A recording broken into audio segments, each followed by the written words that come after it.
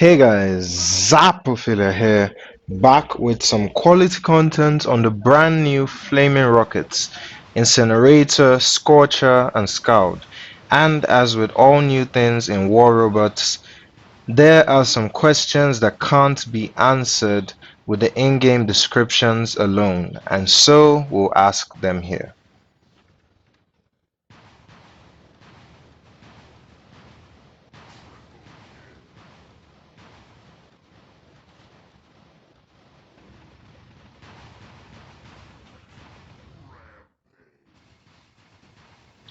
Number 1, is it a rocket or a flamethrower?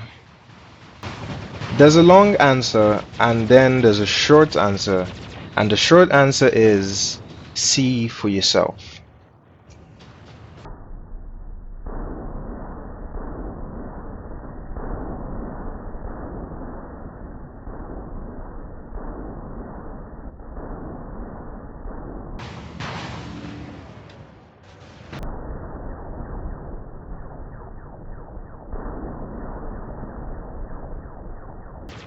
When slowed down, Incinerator, Scorcher, and Scout are clearly rockets first. But if I were to explain the physics behind these weapons, it would start like this. There are two things that make these rockets unique. Number one, their area of effect AoE is so low that hitting targets around the corner won't be as easy as with former rockets. And number two, the particles are so wide because the rockets and the flames around them register damage and status on enemies.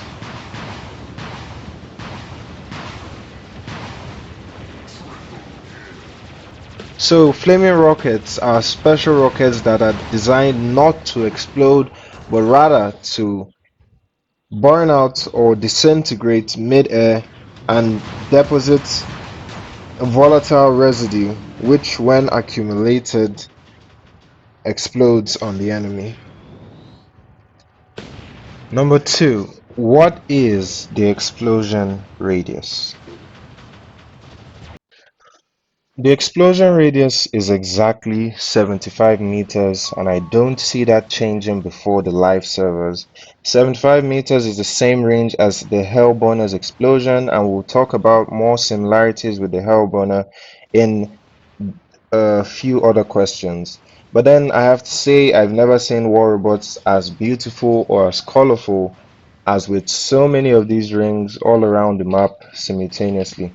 And weapons like these, weapons like the shock train and these flaming rockets that turn your allies against you, add another dimension to gameplay, and it will give us the opportunity to apply more mechanical skill to fight enemies and avoid uh, ally bombs and things like that. And also, if you want to see some of my special clips, some of my best clips, my best gameplay clips, short videos, there's a playlist I have titled War Robots Clips, so make sure to check that out.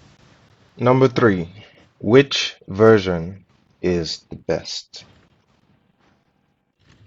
A little known fact about full set weapon releases is that each variant, heavy, medium, light, usually has unique stats that also give it a unique performance. So, for example, the Incinerator isn't just a Scout with higher damage. Here are the individual stats at level 8. The Incinerator does 1024 damage per shot, has a reload time of 12 seconds, and blast blight accumulation of 51.2%. The Scorcher does 875 damage per shot, has a reload time of 12 seconds as well, and a blast blight accumulation of 38.4%. The Scout does 650 damage per shot, reload time of 6 seconds, and blast blight accumulation of 50%. So the Incinerator does the most damage per shot and has the highest accumulation values. while the Scald reloads twice as fast and has a similar accumulation value. But the Scorcher has the worst accumulation value and is the best at nothing. So the medium hardpoint Scorcher is the worst variant and is in fact just a weaker version of the Incinerator. And this is no surprise as Pixonic intentionally nerfs medium variants to stop the medium meta brawlers from becoming overpowered again.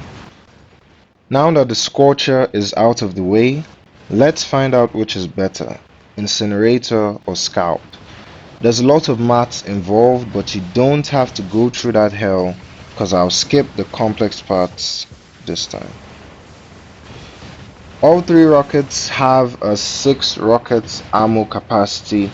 They reload while firing and as a result have 2 firing rates, a burst rate for unloading accumulated ammo and a continuous rate when you fire rockets immediately they reload. From our test, it takes the Incinerator about 2.07 seconds to unload a full magazine, and 7 rockets are fired at a constant burst rate, which by our calculations is 3 rockets per second or 10 milliseconds per rocket. We fire 7 rockets because an extra 1 rocket would have reloaded before 2 seconds elapsed. The Scald, on the other hand, takes about 3.18 seconds to unload a full magazine, and 9 rockets are fired at basically the same burst rate of 3 rockets per second or 10 milliseconds per rocket. This time, 2 rockets reload before the 2 seconds elapsed, and an extra 1 before the 2 are out. And apparently all three have the same continuous fire rate of 21 milliseconds per rocket. So the burst fire rate is twice as fast. From this, the two guns are very different. Since it takes so long to reload, the Incinerator has a higher average DPS while continuously firing. So the best way to use it is to hold down the fire button. With its very wide particles, it is a suppression gun for dispersing crowds and applying continuous pressure on enemy hotspots. The Scald instead has a higher average DPS when burst firing, so the best way to use it is to let it reload before shooting again.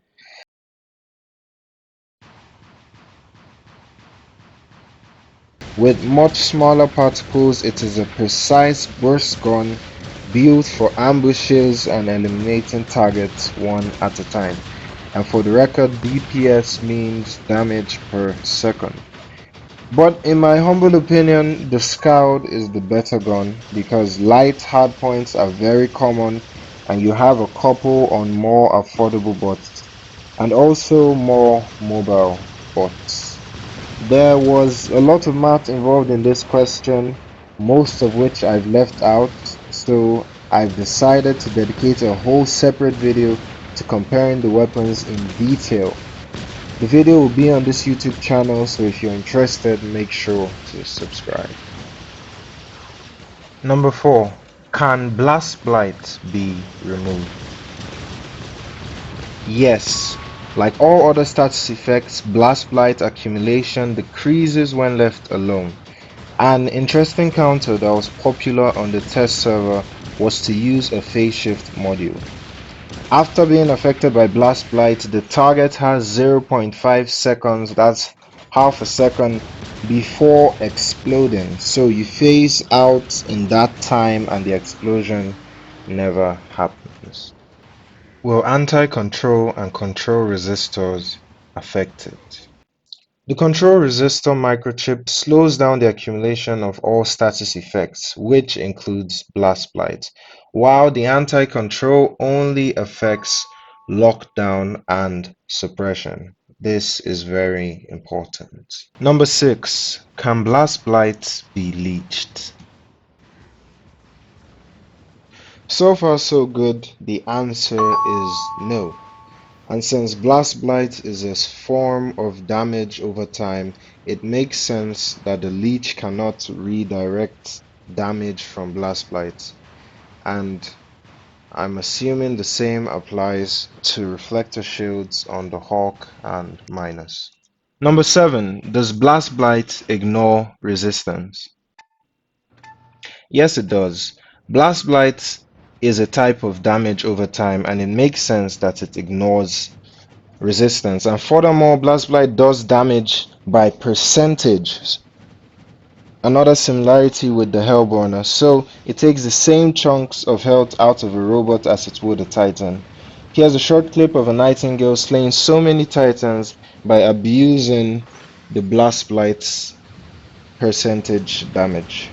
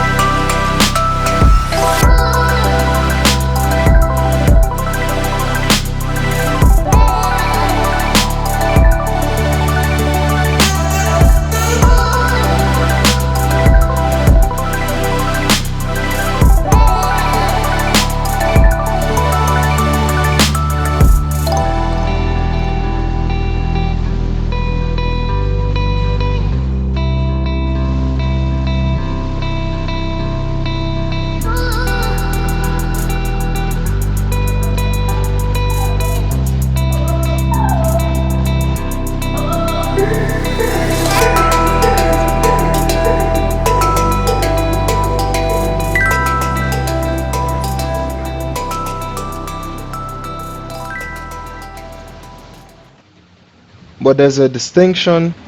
Only the exploding target receives percentage damage, while surrounding enemies receive normal damage. So only the target that explodes receives a damage that ignores resistance. Everyone else just receives plain old DMG.